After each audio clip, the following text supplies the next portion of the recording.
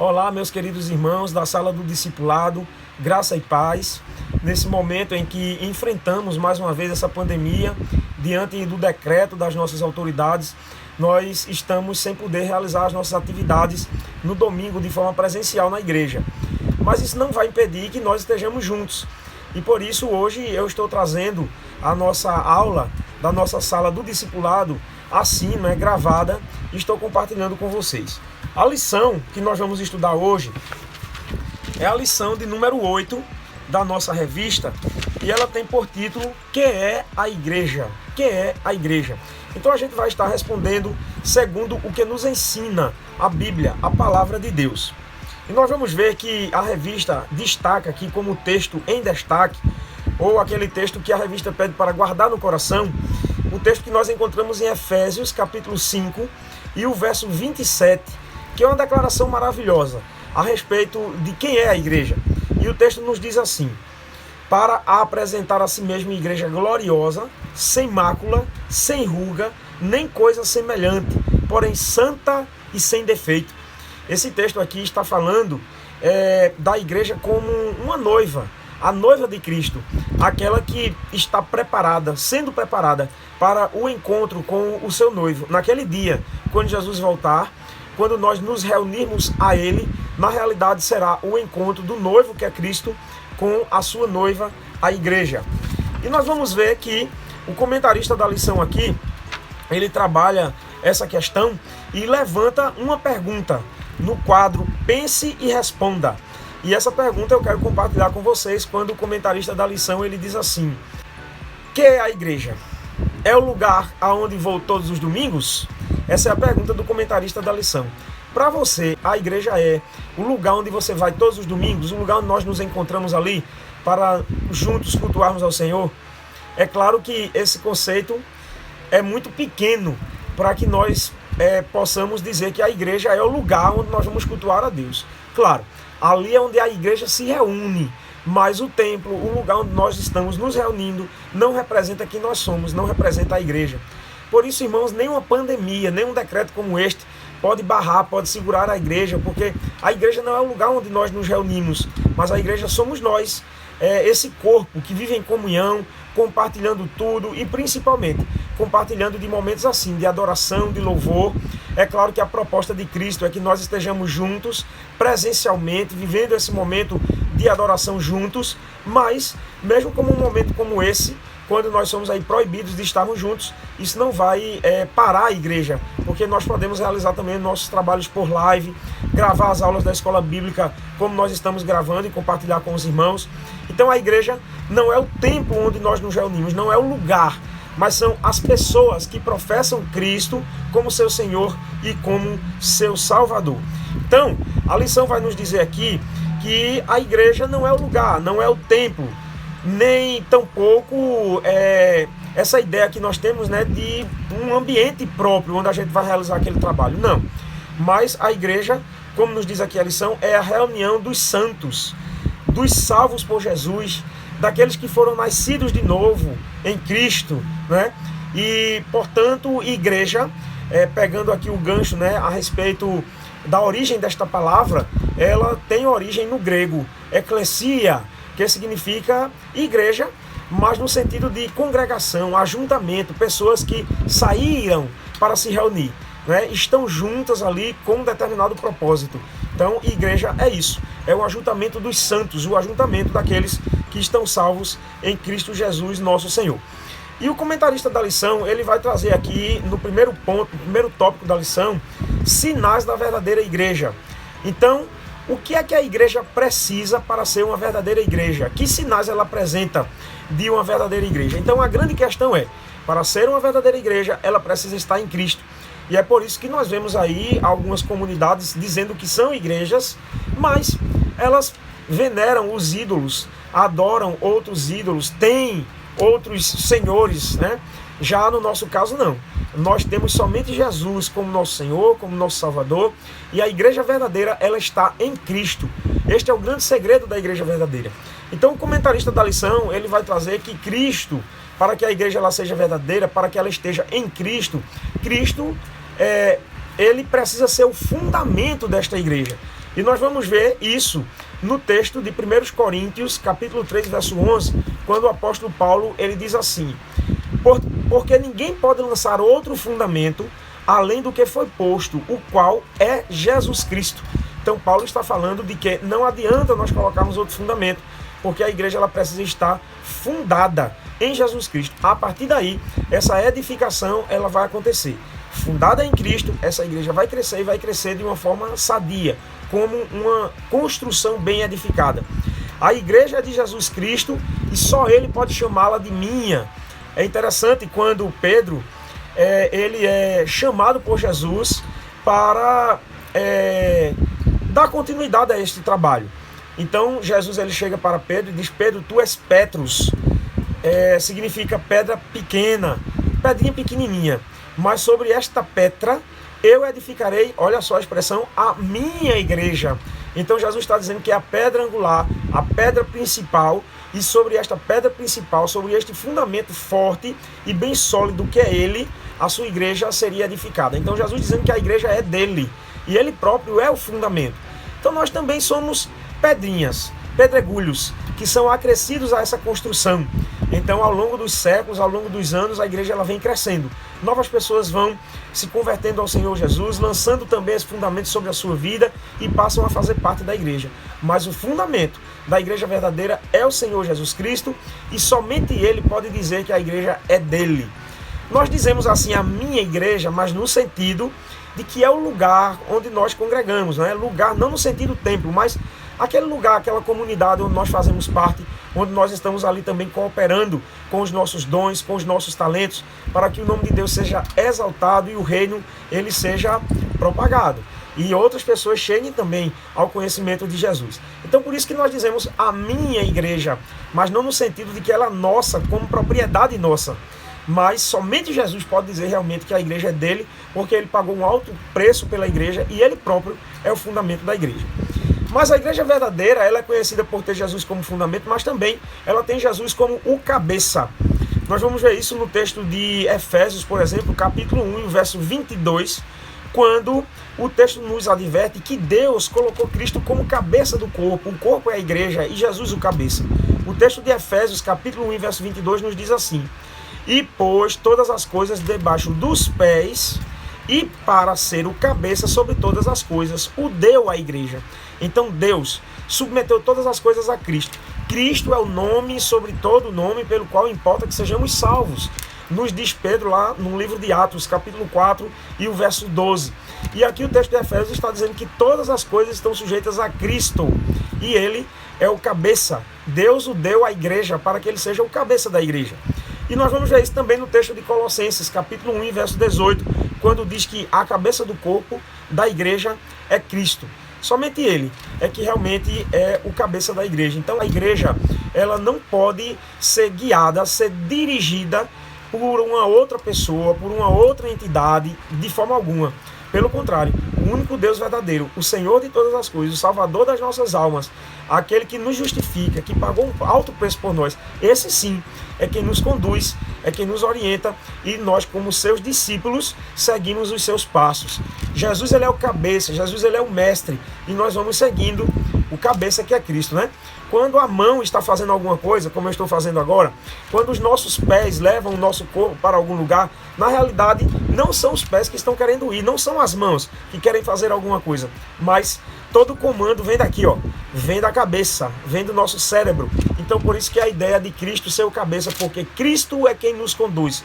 Cristo vai mostrando por onde nós devemos ir, através da sua palavra, e nós vamos seguindo os seus passos. Então ser discípulo de Jesus significa que nós temos Jesus como o cabeça. Jesus, ele é o cabeça da sua igreja. É Jesus quem guia, quem orienta, quem protege e que mostra o caminho pelo qual a igreja deve andar. Mas a igreja verdadeira, ela tem também Cristo como o pastor. Ela tem Cristo como o verdadeiro, o único pastor. Ainda que tenhamos pastores, assim como eu sou, da CIB Paudalho, porque Jesus comissionou homens para que ao ele voltar para o céu, nós estivéssemos ali conduzindo o rebanho, né? Mas nós somos pastores comissionados por Cristo. Nós não somos os pastores, donos do rebanho. Jesus sim, ele é o pastor sobre todo pastor. Até porque mesmo os pastores aqui que Jesus constituiu sobre o seu rebanho, nós temos o sumo pastor, que é Jesus, o sumo pastor das nossas almas. Então a igreja verdadeira, ela tem Jesus como o seu sumo pastor. É o que nós encontramos, por exemplo, no texto de Hebreus, capítulo 13, verso 20, que nos diz assim: ora, o Deus da paz, que tornou a trazer dentre os mortos a Jesus, nosso Senhor, o grande pastor das ovelhas. Então Jesus é que é o pastor do rebanho.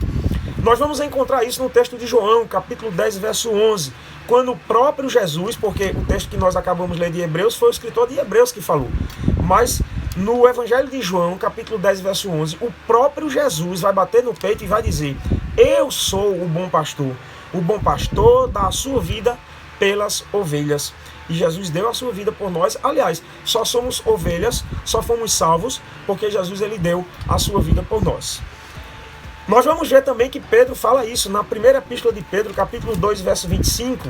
Pedro ele vai confessar Jesus como o sumo pastor, o bispo, o pastor das nossas almas. Quando ele diz aqui, primeira epístola de Pedro, capítulo 2, verso 25: pois estáveis desgarrados como ovelhas, mas agora voltastes ao pastor e bispo da vossa alma. Claro, como geração de Deus, como pessoas que foram criadas por Deus, porque Deus criou todas as coisas, nós iniciamos bem, lá no Éden, em comunhão com Deus, mas o pecado nos afastou de Deus.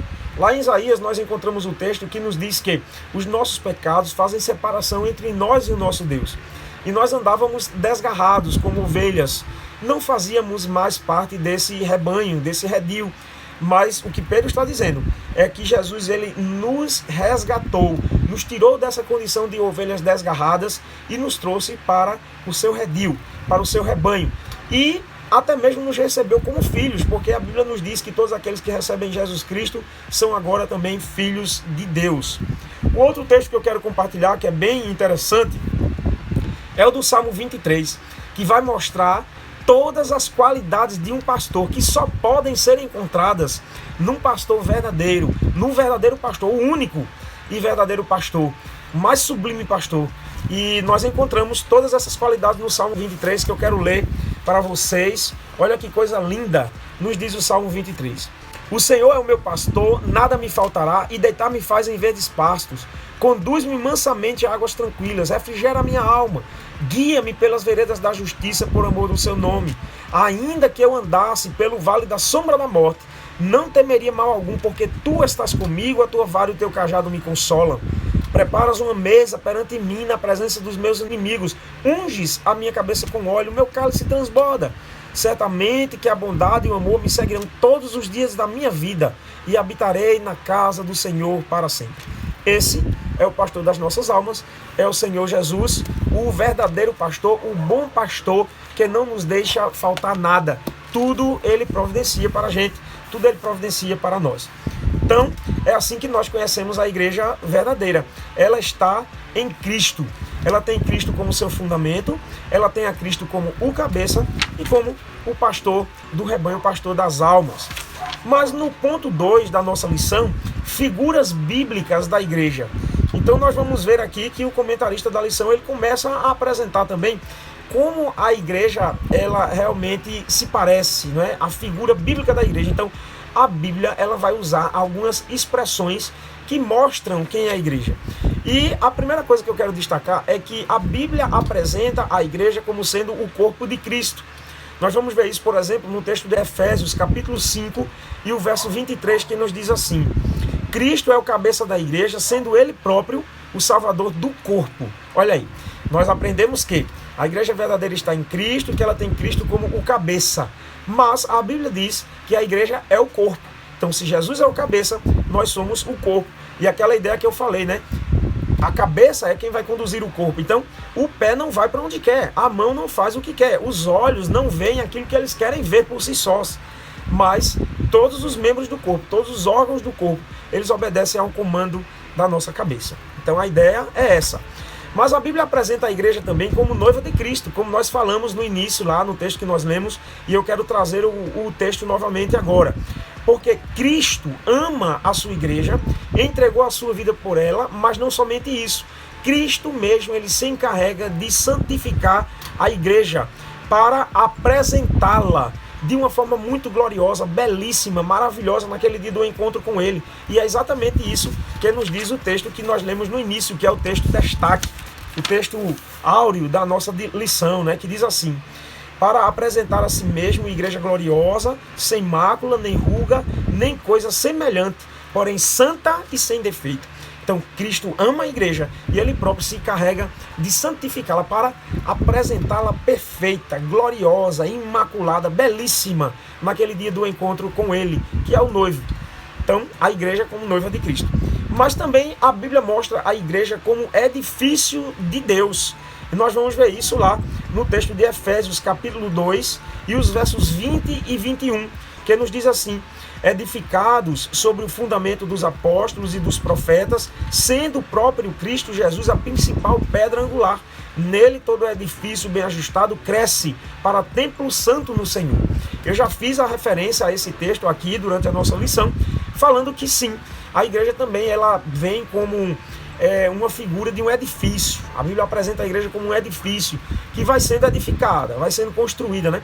Nós somos agregados a esse edifício, mas nós estamos aí sobre o principal fundamento, a pedra angular, que é Cristo, e também vem as outras pedras ali principais, né? Depois desse fundamento que é Cristo, que é o ensinamento dos profetas, porque a Bíblia, a palavra de Deus, ela vem como ensinamento daqueles que conviveram com Jesus, que receberam de Jesus também essa palavra e deixaram para nós através da palavra de Deus, da Bíblia Sagrada. Então a igreja como uma edificação, portanto essa edificação ainda não está concluída, a obra está sendo feita, mais pessoas estão sendo salvas, a igreja está sendo santificada até aquele dia quando teremos o encontro com o Senhor Jesus. A Bíblia mostra também a igreja como um rebanho, já falamos sobre isso, mas queremos destacar o texto, quando lá em Atos capítulo 20, verso 28, nos diz assim: o Espírito Santo vos constituiu bispos, está aqui falando dos pastores, dos líderes da igreja, né? Para pastoreardes a igreja de Deus. A expressão bispos aqui é episcopos, é essa ideia do pastor, daquele que conduz o rebanho, para pastoreardes a igreja de Deus. Então é essa ideia de que nós temos um rebanho e que a igreja é o rebanho, mas não é o rebanho dos pastores que foram aqui constituídos por Cristo, mas o rebanho do próprio Senhor Jesus, que ele comprou com um grande preço, um preço tamanho que não se pode calcular, que foi com o derramamento do seu próprio sangue, entregando a sua vida. A Bíblia vai apresentar a igreja também como família de Deus. É o que nós encontramos em Efésios, no capítulo 2, verso 19. Assim, já não sois estrangeiros e peregrinos, mas concidadãos dos santos e sois da família de Deus. Eu já falei para os irmãos que em Cristo nós recebemos a condição de sermos filhos de Deus. Como criaturas, todos são filhos de Deus, mas como criaturas, né? Na realidade, perdemos essa condição de filhos por conta do pecado, mas em Cristo Jesus nós somos aceitos na família de Deus, adotados por Deus e recebemos essa condição de sermos seus filhos, filhos de Deus. Interessante é que esse conceito de família, ele é introduzido pelo próprio Jesus, quando Jesus está reunido ali com as pessoas ouvindo a palavra e de repente chegam sua mãe e seus irmãos para procurarem Jesus. E aí chegam para Jesus e dizem assim: olha, tua mãe e teus irmãos estão aí fora querendo falar contigo. E Jesus aponta para todos que estão ali e diz assim: minha mãe, meus irmãos, sabe quem são minha mãe e meus irmãos? São todos aqueles que ouvem e praticam a palavra de Deus. Essa é a palavra de Jesus. Então, a igreja como família de Deus. Mas o último conceito aqui que nós queremos trabalhar com os irmãos é de que a igreja é o templo do Espírito Santo. É essa ideia de que a igreja ela é templo, morada de Deus. O próprio Deus habita no nosso meio, na nossa comunhão, tanto individualmente na vida de cada cristão, porque sim, o nosso corpo também é templo e morada do Espírito Santo, mas na nossa comunhão, no conjunto, na comunidade. E o texto que eu quero destacar é o que nós encontramos em 1 Coríntios, capítulo 3, verso 16, que nos diz assim: não sabeis que sois santuários de Deus e que o Espírito de Deus habita em vós? Olha aí, habita na nossa comunhão, habita entre nós. Então, a igreja como templo santo do Senhor. E é por isso que Jesus ele traz essa palavra para a mulher samaritana, quando ela pergunta a Jesus e questiona naquele momento: Senhor, onde nós devemos adorar? Nós devemos adorar no monte em Jerusalém, porque os judeus dizem que é lá que se deve adorar, ou nós devemos adorar no monte Gerizim, como os samaritanos ensinam. E aí Jesus diz: mulher, vai chegar a hora, e já chegou, em que os verdadeiros adoradores adorarão ao Pai em espírito e em verdade, porque nós não estamos limitados a lugar, ao templo, como naqueles dias, no momento em que se tinha ali o culto sacrificial. O sacrifício de Jesus é eterno e é permanente, ele é a propiciação pelos nossos pecados, e por isso não precisamos mais daquele culto sacrificial, e nem tampouco do templo. Aonde quer que tenha um cristão, duas pessoas reunidas no nome dele, como ele promete, né? Quando 2 ou 3 estiverem reunidos em meu nome, ali eu estarei no meio deles. Então, é na nossa comunhão que nós somos igreja, templo e morada do Espírito Santo, não mais precisando daquele local do templo que existia ali em Jerusalém. Então, essa é a igreja do Senhor Jesus. Sejamos igrejas de Jesus, tendo Jesus como cabeça da igreja, como fundamento da igreja, tendo Jesus como nosso pastor, mas precisamos também ser isso que a igreja apresenta. Como igreja, nós somos corpo de Cristo, então vamos nos comportar como corpo de Cristo e vamos seguir o seu comando, porque ele é o cabeça da igreja. Vamos nos apresentar como noiva de Cristo, onde está sendo santificada, como pura, imaculada, afastando da nossa vida o pecado, sendo santificados no Senhor.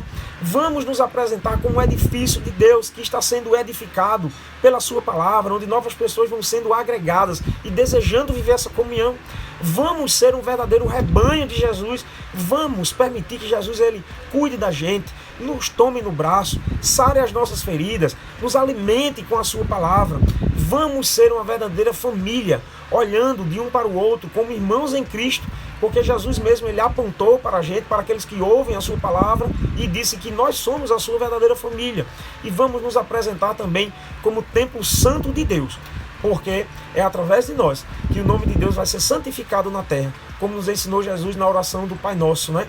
Pai nosso que estás nos céus, santificado seja o teu nome. Como é que se santifica alguém que já é tão santo?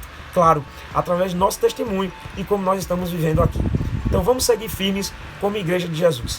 Que Deus abençoe a todos e esperamos estar em outro momento com os irmãos novamente. Não esqueçam que logo mais à noite nós teremos aí o culto noturno e queremos a presença de todos os irmãos.